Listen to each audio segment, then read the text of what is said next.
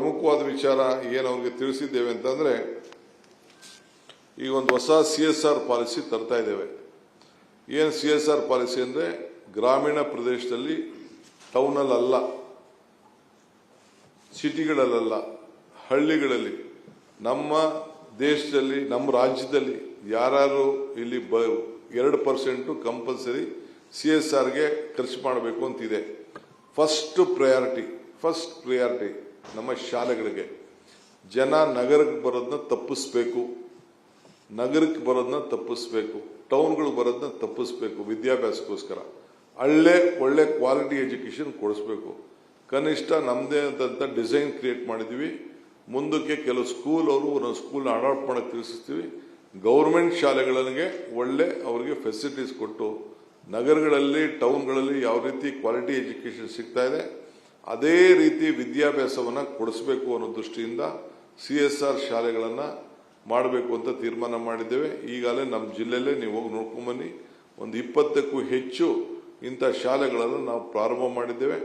ಅದನ್ನು KPS ಆಗಿ ಪರಿವರ್ತನೆ ಮಾಡ್ಬೋದು, ಇಲ್ಲ ಅಂದ್ರೆ ರೆಗ್ಯುಲರ್ ಸ್ಕೂಲ್ ಆಗಿ ಮಾಡ್ಬೋದು. ಅವೆಲ್ಲ ಗೌರ್ಮೆಂಟ್ ಸ್ಕೂಲ್. ಅವ್ರು ಯಾರು CSR ಸಂಸ್ಥೆಯವರು ಸರ್ಕಾರಕ್ಕೆ ದುಡ್ಡು ಕೊಡೋದು ಅವಶ್ಯಕತೆ ಇಲ್ಲ. ನಾವು ಅವರಿಗೆ ಮಾಡೆಲ್ ಮಾತ್ರ ಕೊಡ್ತೀವಿ ಅಷ್ಟೇ. ಈ ರೀತಿ ಕಟ್ಕೊಡ್ಬೇಕು, ಈ ರೀತಿ ಫೆಸಿಲಿಟಿ ಇರಬೇಕು, ಈ ರೀತಿ ಲ್ಯಾಬ್ಗಳು ಇರಬೇಕು, ಈ ರೀತಿ ಇರಬೇಕು ಅಂತ ಕಟ್ತೀವಿ. ಅವರೇ ಕೊಟ್ಕೊಂಡು ಅವ್ರ ಹೆಸರು ಕೂಡ ಅವ್ರು ಹಾಕೊಳ್ಳಿ, ಅವ್ರ ಬ್ರ್ಯಾಂಡ್ನ ಅವ್ರು ಮಾಡ್ಕೊಳ್ಳಿ. Let the brand themselves. ನಮಗೇನು ಸಮಸ್ಯೆ ಇಲ್ಲ. ಅವ್ರು ಬಿಲ್ಡಿಂಗ್ ಕಟ್ಕೊಡ್ತಾರೆ. It will be a purely government school, private school ಅಲ್ಲ. ಪ್ರೈವೇಟ್ ಸ್ಕೂಲ್ ನಮ್ಮ ಮಕ್ಕಳು ಖಾಸಗಿ ಶಾಲೆ ಏನು ಕ್ವಾಲಿಟಿ ಇದೆ ಅದೇ ಕ್ವಾಲಿಟಿಲಿ ಹೋಗ್ಬೇಕು. ಇವತ್ತು ಹೆಂಗೆ ನಮ್ಮಲ್ಲಿ ಮೊರಾರ್ಜಿ ಶಾಲೆ ಇರ್ಬೋದು, ಬೇರೆ ಬೇರೆ ಶಾಲೆಗಳಲ್ಲಿ ಯಾವ ರೀತಿ ವಿದ್ಯಾಭ್ಯಾಸ ಮಾಡಿಕೊಂಡು ಒಳ್ಳೊಳ್ಳೆ ರ್ಯಾಂಕ್ಗಳನ್ನು ಪಡ್ಕೊಂಡು ಒಳ್ಳೆ ಚೆನ್ನಾಗಿ ಇದನ್ನು ಮಾಡ್ತಾ ಇದ್ದಾರೆ.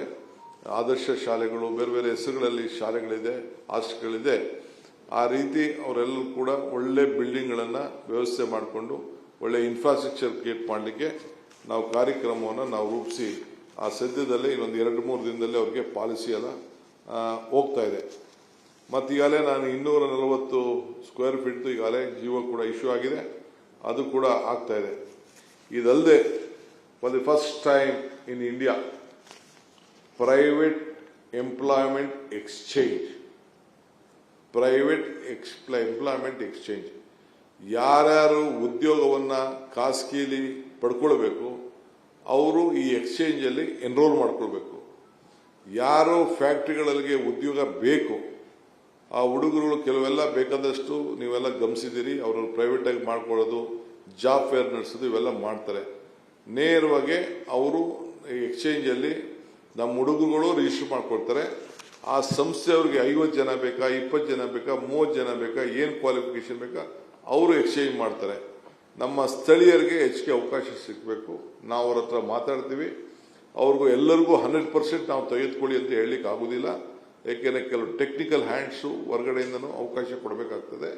ಸೊ ಬೇರೆಯವ್ರಿಗೆ ನಮ್ಮ ಸ್ಥಳದಲ್ಲಿ ಅವ್ರಿಗೊಂದು ಪರ್ಸೆಂಟೇಜ್ ನಾವು ಫಿಕ್ಸ್ ಮಾಡ್ತೀವಿ. ಆ ಪ್ರಕಾರ ನಮ್ಮಿಂದ ಯಾರು ಉಪಯೋಗ ಪಡ್ಕೊಂಡಿರ್ತಾರೆ ಅವ್ರಿಗೆ ನಮ್ಮ ರಾಜ್ಯದಲ್ಲಿ ಅವ್ರು ಮಾಡ್ತಾರೆ. 100% ಆಗದೆ ಹೋದ್ರು ಕೂಡ ಕೆಲವು ಪರ್ಸೆಂಟೇಜ್ನ ನಾವು ಅವ್ರ ಮಾತುಕತೆ ಮಾಡಿ ಅವ್ರ ಹತ್ರ ಫಿಕ್ಸ್ ಮಾಡ್ತೀವಿ. ನಮ್ಮ ಸ್ಥಳೀಯರಿಗೆ, ಯುವಕರಿಗೆ ಉದ್ಯೋಗವನ್ನ ಕಲ್ಪಿಸಿಕೊಡಲು ಒಂದು ಸೇತುವೆಯನ್ನ ನಿರ್ಮಾಣ ಮಾಡ್ತದೆ. ಇದು ಯುಗ ವರ್ಷ ಇದು ಯೂತ್ಸ್ಗೋಸ್ಕರ ನಾವು ಹೊಸ ಯುವಕರ ಯುಗವನ್ನ ಪ್ರಾರಂಭವನ್ನ ನಾವು ಮಾಡ್ತಾ ಇದ್ದೇವೆ. ಸೊ ಯುವಕರಿಗೆ ಒಂದು ದೊಡ್ಡ ಅವಕಾಶವನ್ನ ನಾವು ಇದನ್ನ ಯಾರು ವಿದ್ಯಾರ್ಥಿಗಳಿದ್ದಾರೆ, ಈ ಕೆಲಸವನ್ನ ಮಾಡ್ತಾ ಇದ್ದಾರೆ, ಯಾರು ಪೆನ್ಷನ್ಗಳು ತೆಗೆದುಕೊಳ್ತಾ ಇದ್ದಾರೆ, ಯಾರು ಎಂಪ್ಲಾಯ್ಮೆಂಟ್ ಇಲ್ಲದೆ ಇರ್ತಾರೆ ಅವ್ರಿಗೊಂದು ಸಂಪರ್ಕವನ್ನ ಮಾಡಿಕೊಳ್ಳಿಕ್ಕೆ ಎಲ್ಲೆಲ್ಲ ಹೋಗಿ ನಮಗೆಲ್ಲ ಮಂತ್ರಿಗಳಿಗೆ ದಿನ ಒಂದು 100 ಅರ್ಜಿಯಾರು ನಮ್ಮ ಹತ್ರ ಬರ್ತವೆ, ಕೆಲಸ ಕೊಡಿಸಿ ಅಂತೇಳಿ. ಸೊ ಈ ದೃಷ್ಟಿಯಿಂದ ನಾವು ಮಾಡ್ತಾ ಇದ್ದೀವಿ.